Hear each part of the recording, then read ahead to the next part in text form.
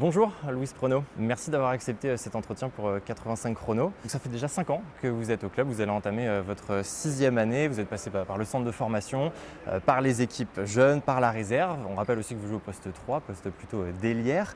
Et au mois d'août, vous avez signé votre premier contrat professionnel avec le RVBC.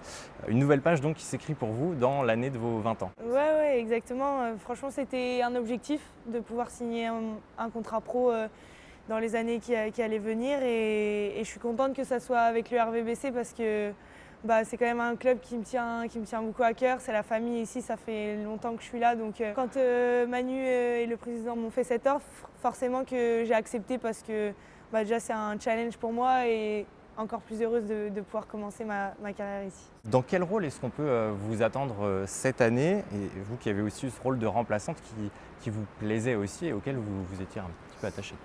C'est vrai que cette année, j'attends plus des autres années, dans le sens où j'espère avoir plus de responsabilités et pouvoir aussi apporter sur mes points forts à l'équipe. Si j'accorde ma confiance à Manu et que lui il l'accorde en retour, je pense que ça peut vraiment bien se passer.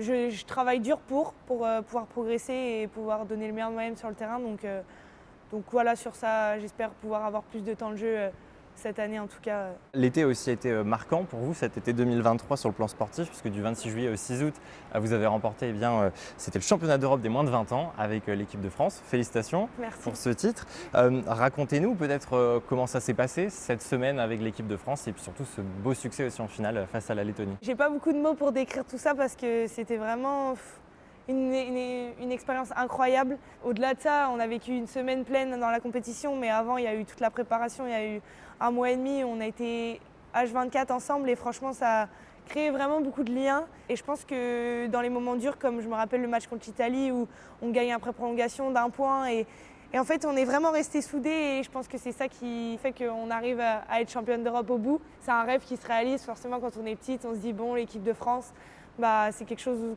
qu'on a envie. Donc quand on y est, on a encore plus envie de gagner et le fait d'être championne d'Europe, on le sait, ça n'arrive pas tous les jours. Franchement, j'ai pas de mots, c'était juste incroyable. Vous partagez aussi ce titre avec Quentin Boulet, qui est le nouvel assistant coach du RVBC pour cette saison, qui succède à Valentin Garraud. Qu'est-ce que cette expérience en équipe de France, elle peut vous apporter, Louise, pour cette saison à venir? Cette expérience, elle peut m'apporter beaucoup de confiance. Parce que c'est vrai que quand on revient d'un été plein comme ça, avec un tel succès, ça procure beaucoup de confiance. C'est ce qu'il me fallait pour arriver sur ce début de saison. Sur aussi l'expérience de comment ça s'est passé, gérer les moments parce que j'ai quand même joué sur la compétition. Donc ça fait plaisir aussi de vivre quelque chose et d'être dans les rotations, de pouvoir jouer. Et je pense que ça va m'apporter là-dessus. Est-ce que l'équipe de France A, on y pense aussi un petit peu ou ça reste un autre objectif un peu plus loin? Non, bien sûr, l'équipe de France A, c'est quand même un objectif. C'est vraiment un objectif sur le long terme où j'ai vraiment envie. Ça a toujours été un rêve et je me dis j'ai accompli des rêves quand j'étais plus petite, j'ai réussi à les accomplir maintenant et forcément quand on les accomplit, on veut toujours aller voir plus loin. Je sais qu'il va falloir beaucoup travailler et qu'il va falloir faire mes preuves aussi sur les matchs de LFB ou d'Eurocup, mais vraiment c'est quelque chose que j'ai vraiment envie et je ferai tout pour y arriver en tout cas. Si on se reconcentre un petit peu sur la saison qui va commencer, le premier match en tout cas ce sera le 23 septembre face aux championnes de France en titre de Lyon Asvel, donc une grosse affiche ici aux Oudéry. Comment s'est passée cette transition justement entre la fin du championnat d'Europe et la reprise, en tout cas la pré-saison de LFB? Ça n'a pas été trop compliqué cette transition? Ouais, je vais pas te mentir, ça a été compliqué parce que c'est dur de redescendre. On est quand même sur un nuage quand on rentre et c'est vrai qu'on est rentré le 7 août et on a repris le 14 avec La Roche, donc j'ai vraiment eu qu'une semaine et cette semaine entre les deux, elle a tellement été pleine d'émotions, de revoir ma famille, tout ça. Et c'est vrai que quand je suis arrivée à La Roche, j'ai eu du mal à remettre les pieds sur terre un petit peu, mais j'ai réussi maintenant à switcher et je sais que ça restera toujours en moi et que maintenant, il y a d'autres objectifs qui viennent avec La Roche. Cette année encore, La Roche sera en Eurocup Women avec un premier match le 12 octobre face aux Polonaises de l'Arca Gdynia. Quel objectif est-ce que vous vous fixez, vous, peut-être dans cette compétition et puis aussi pendant la saison régulière? Est-ce qu'il y a un objectif à atteindre? L'Eurocup, c'est un bonus pour nous, c'est un plus. On va vraiment prendre ça pour pouvoir essayer de travailler, de jouer ensemble et tout ça, mais c'est vraiment sur le plan LFB où on va vraiment mettre un focus. On aimerait vraiment bien mettre les 4 équipes derrière nous pour pouvoir assurer les playoffs. Moi, j'ai vraiment envie de jouer parce que c'est quand même énorme de pouvoir jouer la Coupe d'Europe et puis je vais pouvoir avoir plus de responsabilités aussi et je pense que Ça va être vraiment intéressant pour nous de pouvoir la jouer, mais on va vraiment mettre le focus sur la LFB en tout cas. On l'a dit en début de cet entretien, donc un premier contrat professionnel qui va s'échelonner jusqu'à 2026, c'est-à-dire 3 saisons.